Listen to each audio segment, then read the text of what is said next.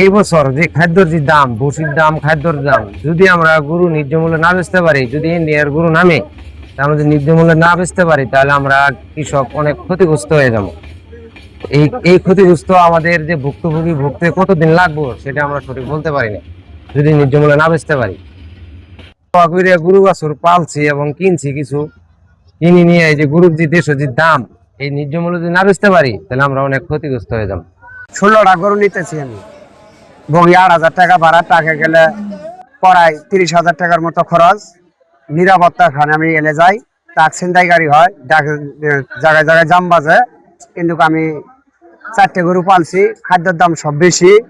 আমি যদি মনে করেন ইন্ডিয়ান গরু ঢুকে, আমার মতো আরো কয়েকজন আছে, মাঠে মরে যাবো গা। আমরা চাষা মানুষ, উচিত মূল্য যদি বেশ ফের পাই আমার তাহলে তো মনে হয় কিছু ই হবো। আর যদি মনে করেন ইন্ডিয়ান গরু ঢুকে আমরা যদি বাজার কম পাই, তাহলে আমরা একবার মরে যাবো গা। ট্রেনে গরু নিয়ে যাই, নিরাপত্তা ভালো, তার জন্য আমরা ট্রেনে যানবাহন সবচেয়ে গরু নিয়ে যাওয়া ভালো।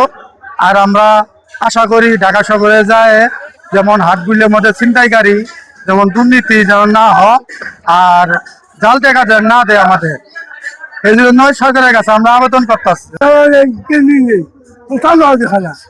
খুব সহজ, আমি আমার কম লাগলি কম লাগে। আর টাকের মধ্যে ব্যবধান হলো, তাকে আপনার রাস্তাঘাটে ছিনতাইকারী থেকে ঢাকা থেকে এটা রিক্স হয়ে যায়, আর ভাড়াও মানে ডবল থেকে ডবল হয়ে যায়। আর ট্রেনে নিতেছি ভাড়া একবার সীমিত, আর ট্রেনে নিরাপত্তা ঠিক আছে। আর আমাদের সরকারের কাছে অনুরোধ থাকবে যেন আমরা ন্যায্য মূল্য, অনেক কষ্ট করে গরু পাচ্ছি, লালন পালন করছি, যেন ন্যায্য মূল্য দাম পাই। 7 বছর গরু লালন পালন করে রাখছি, এখন ওয়াগেনে ঢাকাতে নিয়ে যাচ্ছি। যদি আমরা হাটে নিয়ে যাওয়ার পরে আমাদের ন্যায্য মূল্য যদি দাম পাই এবং হাটে যদি ওই যে ছিনতাইকারী ডাকাতি যেন না হয়, এটাই প্রশাসনের কাছে আমার আবেদন।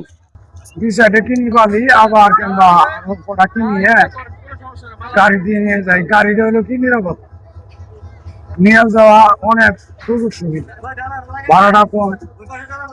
আর প্রশাসনের কাছে আমার দাবি হলো কি, আরো যেন কোনো চিন্তা গাড়ি না ঢুকে, আর নিরাপত্তা ভাই এটি আঙুরে অনুরোধ। মাস্টার ইসলামপুর বাজার, প্রতি বছরের নেই এবছর আমাদের ক্যাটারিং স্পেশাল সার্ভিস চালু হয়েছে। এবছর আমাদের গাড়ি যাবে 3টে, 22 তারিখে 2টে, 23 তারিখে 22 তারিখের প্রথমটা যাবে 3:40, পরেরটা হচ্ছে 6টায়। এরই ধারাবাহিকতায় আমরা মানে আগের মতোই প্রত্যেকটা গাড়িতে 25টা ওয়াগন থাকবে, এবং প্রত্যেকটা ওয়াগনে 16 থেকে করে মোট যাবে 400 গরু এক গাড়িতে। এইভাবে 3টে গাড়িতে আমার টোটাল গরু যাবে প্রায় 1200 গরু, এবং প্রত্যেকটি ওয়াগনের ভাড়া 8,000 টাকা। অন্যান্য বছর তো এবছর আমাদের চাহিদা আগের তুলনায় আরো বেশি হয়েছে, যেহেতু তারা সেবা পায় অন্তত খুশি, এবং তারা সবসময় এটাকে নিরাপদ বোধ করতেছে, এবং এই জন্যই তারা দিন দিন আগ্রহটা বাড়তেছে গরু গাড়িতে নিয়ে যাওয়ার।